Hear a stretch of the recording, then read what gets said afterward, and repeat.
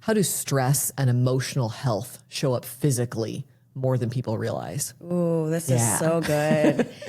I go back to this word conditioning because we are conditioned as a society, right? We think we're machines and we need to do this and do that. And we have 24 hours in a day and we don't know how we're going to get all this in. We forget that we're human, right?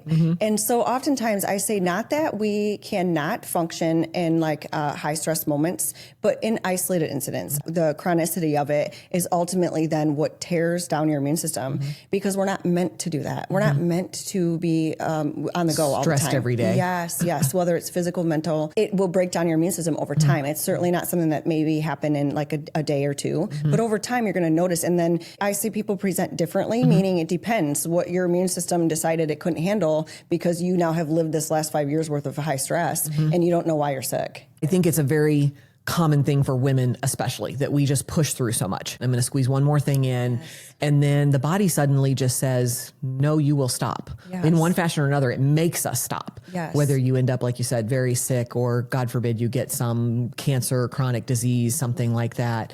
So I think the body eventually just says, I've had enough. Absolutely. I'm done. You didn't listen to my warning signs. Absolutely. So as you had mentioned earlier, how like amazing the body is, like your body knows what to do. However, if you don't put it in its environment or you don't allow that, and that is not necessarily like, yes, the physical environment can play a role in your health, especially if it's poor. However, your internal environment. So when we are running like that all the time, our nervous system is in chronic fight or flight. So I always describe this to my patients as more of like your body, your nervous system doesn't understand that you're not being chased by a bear right now. It is wired to think that you are constantly being chased by a bear when you know that it's not, but your nervous system is feeling that way.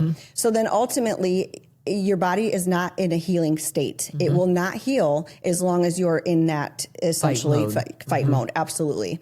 So that's where I always encourage, whether it's more ritual, like a habit or whatnot, to at least even give yourself 10 minutes of just no stimulation, whether that's laying in a bath, whether that's laying in a dark room, no phone, no nothing, no noise, and just allowing deep breathing, just allow your body to go back into that parasympathetic state to say, I'm safe. So it can know that it's safe, because that does play a big role in our ability to heal.